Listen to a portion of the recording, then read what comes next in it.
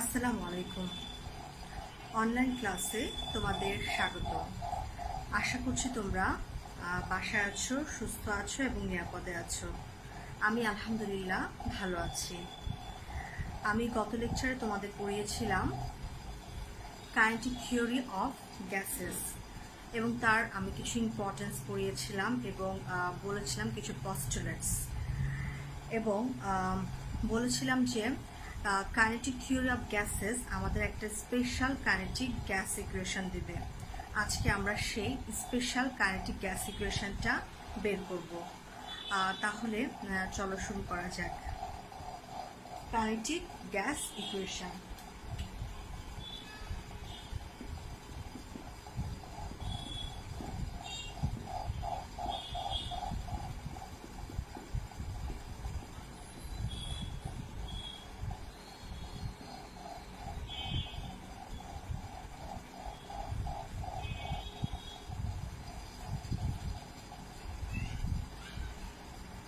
Kinetic gas ইকুয়েশনটা আবার derivation বের করব, তার আগে দেখে নিই কাইনেটিক গ্যাস ইকুয়েশনটা আসলে কি রকম। PV সমান 1/3 mn q r m। P হচ্ছে প্রেসার, V হচ্ছে ভলিউম, M হচ্ছে mass of one molecules, N হচ্ছে number of molecules and URMS হচ্ছে রুট মিন স্কয়ার। এবং আমরা জানি রুট মিন স্কয়ারের সূত্রটা কি, URMS equal to UR square into square U dot dot dot dot dot UN square divided by M। আর যদি স্কয়ার আছে তাহলে কি হবে, U1 square into square dot dot dot just রুটটা উঠে যাবে। তাহলে আমরা আজকে বের করবো কাইনেটিক গ্যাস ইকুয়েশন। তাহলে আমরা দেখি কাইনেটিক গ্যাস ইকুয়েশন।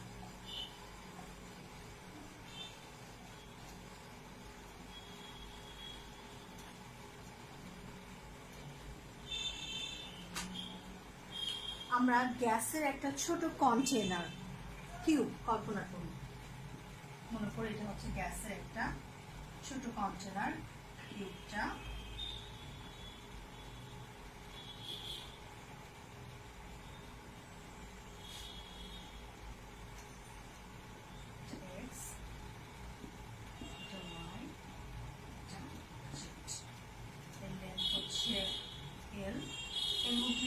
সংখ্যক মলিকুল আছে, আমরা এই বলটা কল্পনা করব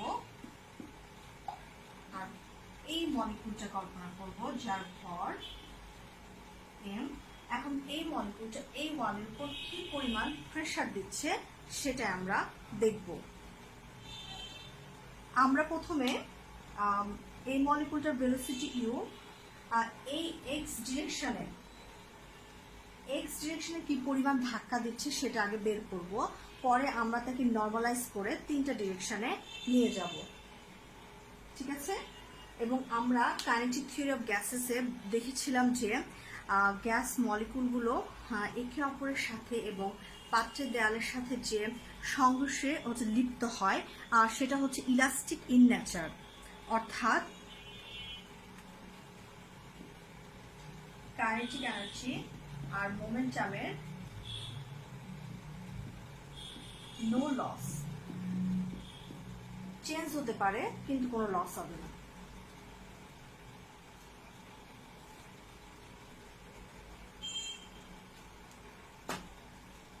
তাহলে আমি এই ওয়ালটাকে এই পাশে আঁকাই।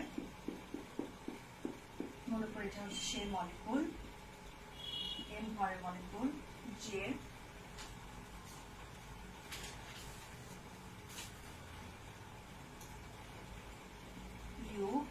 x1 থেকে এই ওয়ালে ধাক্কা দিলে আবার সেই m ভরের মলিকুলই ফিরে আসবে UX1 বেগে।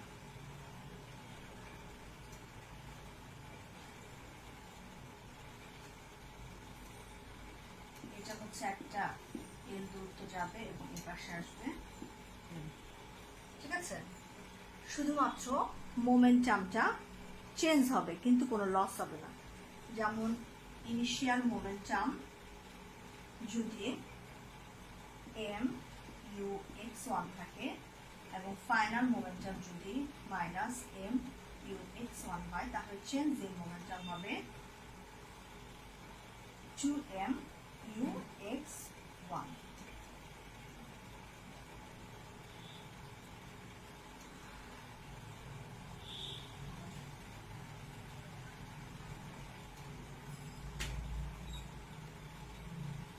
Time taken for each collision.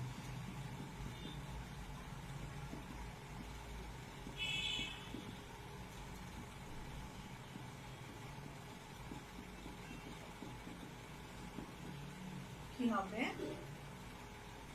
2l এর দূরত্ব গেল এর দূরত্ব আসলো ux1 আর চেঞ্জ ইন মোমেন্টাম dmp সমান সমান 2m ux1। তাহলে ফোর্স exerted on wall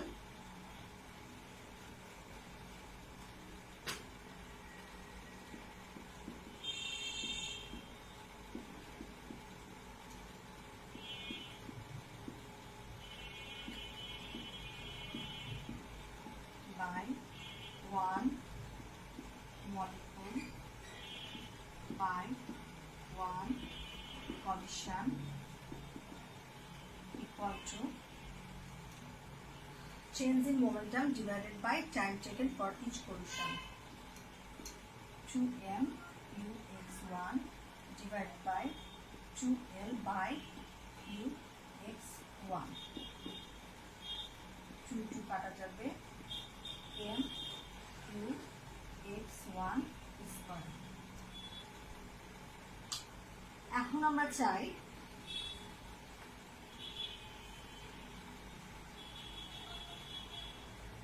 এইটাকে এই টার্মটাকে ux1 এর পরিবর্তে আমরা u1 লিখব, অর্থাৎ কম্পোনেন্টের বেগে না লিখে আমরা মূল গ্যাস তার বেগে লিখব। তাহলে এখন আমরা কি করব? আমরা আগে পস্টুলেটসে দেখেছিলাম যে মলিকুল যদি ইউ ডিরেকশনে যায় তাহলে তার তিনটা অপাংশ থাকবে, ux, uy, uz।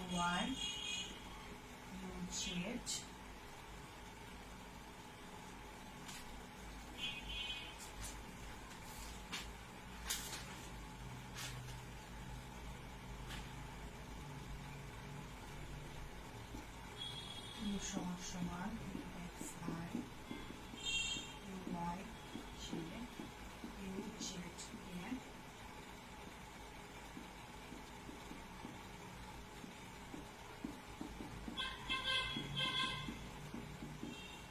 এখন এই মলিকুলটা তিনটা ডিরেকশনে যাওয়ার প্রবাবিলিটি সমান, তাই ux সমান সমান uy সমান সমান uz। তাহলে আমরা এক শর্টকাটে যদি লিখি u সমান সমান u স্কয়ার সমান 2x স্কয়ার। তাহলে এটা এখন এখানে বসাই,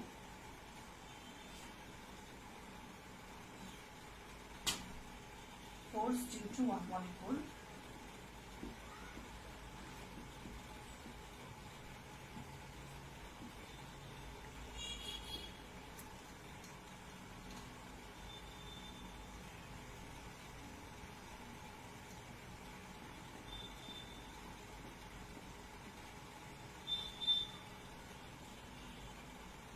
m 1/3 u1 square.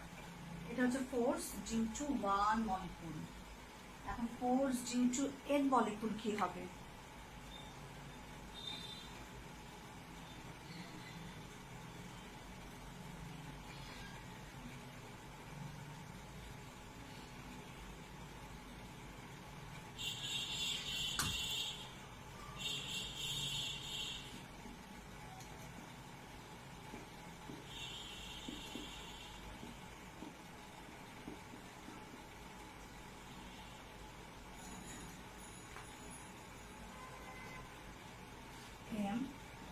1/3 u1 square plus u2 square plus dot dot dot un square, নিচে n দিয়ে ভাগ করলাম, আবার n দিয়ে গুণ করলাম।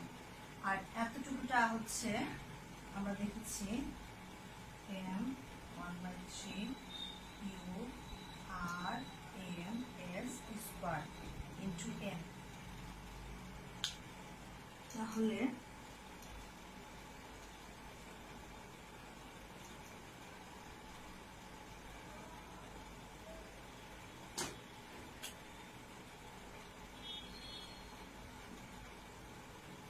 m 1/3 u r যেটা আমি ভালো করে দেখি, 1/3 m n u m s square. এখন আমরা জানি প্রেশারটা কি। প্রেশার হচ্ছে ফোর্স পার ইউনিট এরিয়া।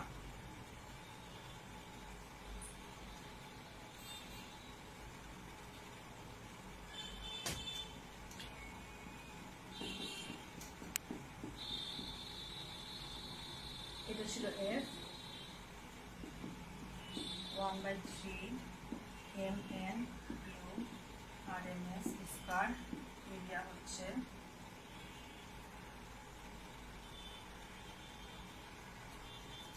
একটা এলও ছিল, এল, এটা হচ্ছে এল স্কয়ার, এর জায়গা থেকে আসলে এল স্কয়ার। তাহলে 1/3 mn u rms স্কয়ার, এটা ইকুয়াল টু ভি। তাহলে আমরা পাই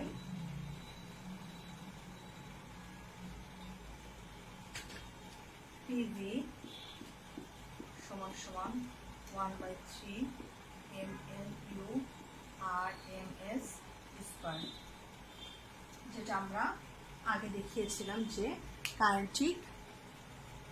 কাইনেটিক গ্যাস ইকুয়েশনটা ঠিক এরকম হবে।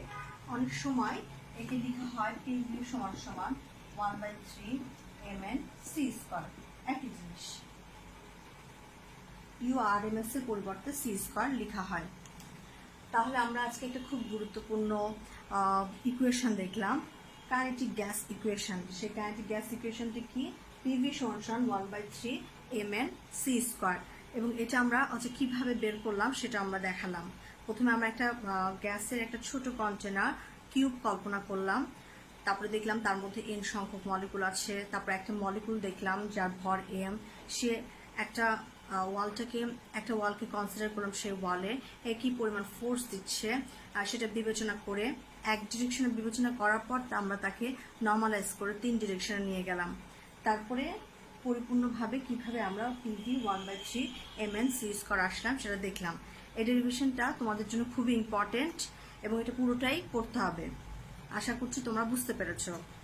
এখন আমি আরেকটা জিনিস দেখাবো যে কাইনেটিক গ্যাস ইকুয়েশন থেকে কিভাবে গ্যাস ইকুয়েশনগুলো বের করা যায়। গ্যাস ইকুয়েশনগুলো কোনগুলো ছিল? বয়েলের সূত্র, চার্লসের সূত্র, অ্যাভোগাড্রোর সূত্র, গ্রাহামের ব্যাপন সূত্র, এগুলো কিভাবে বের করা যায় আমি একটা দেখাই।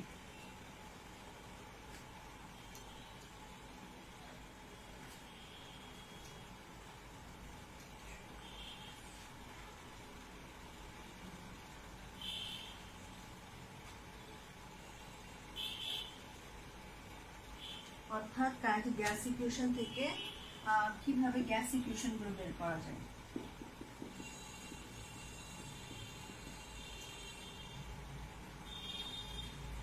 আমরা জানি গ্যাস অণুসমূহের মোট গতিশক্তি পরম তাপমাত্রার সমানুপাতিক। যদি n হচ্ছে নাম্বার অফ মলিকুলস হয় m এবং m হচ্ছে মাস অফ মলিকুলস হয়, তাহলে এবং পরম তাপমাত্রা যদি T হয় তাহলে হাফ mn c স্কয়ার সমানুপাতিক T হবে, কারণ গ্যাস অণুসমূহের মোট গতিশক্তি পরম তাপমাত্রা সমানুপাতিক। m হচ্ছে মাস অফ মলিকুলস, n হচ্ছে নাম্বার অফ মলিকুলস এবং T হচ্ছে পরম তাপমাত্রা। তাহলে আমরা লিখি 3/2 mn c স্কয়ার সমান সমান চেক করলাম mn c স্কয়ার সমান 2/3 কেজি। আমরা আগে প্রতিপাদন করেছিলাম কাইনেটিক গ্যাস ইকুয়েশন PV সমান 1/3 mn c স্কয়ার, অর্থাৎ mn c স্কয়ার সমান PV সমান 2/3 কেজি। এবং এই পুরোটা হচ্ছে একটা কনস্ট্যান্ট, অর্থাৎ PV সমান কনস্ট্যান্ট, এবং PV সমান কনস্ট্যান্ট আমরা দেখেছিলাম এটা হচ্ছে বয়েলসের ল। ঠিক এইভাবে যদি আমরা চার্লসের সূত্রটা বের করতে যাই তাহলে কি করব,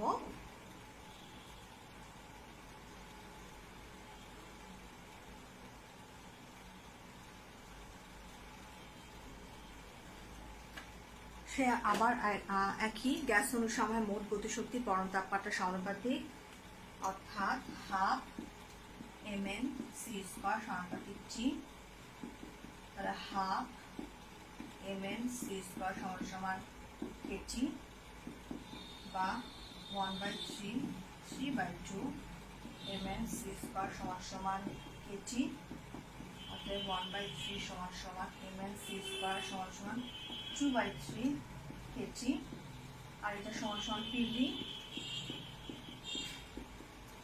2/3 kg বা V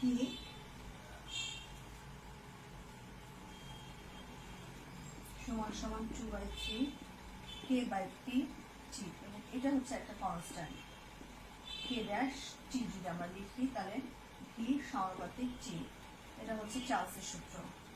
এভাবে কাইনেটিক গ্যাস ইকুয়েশন থেকে আমরা বয়েলের সূত্র বের করতে পারবো, চার্লসের সূত্র বের করতে পারবো, অ্যাভোগাড্রোর সূত্র, মানে গ্যাসের যে সূত্রগুলো আছে সেগুলো সবগুলো বের করতে পারবো।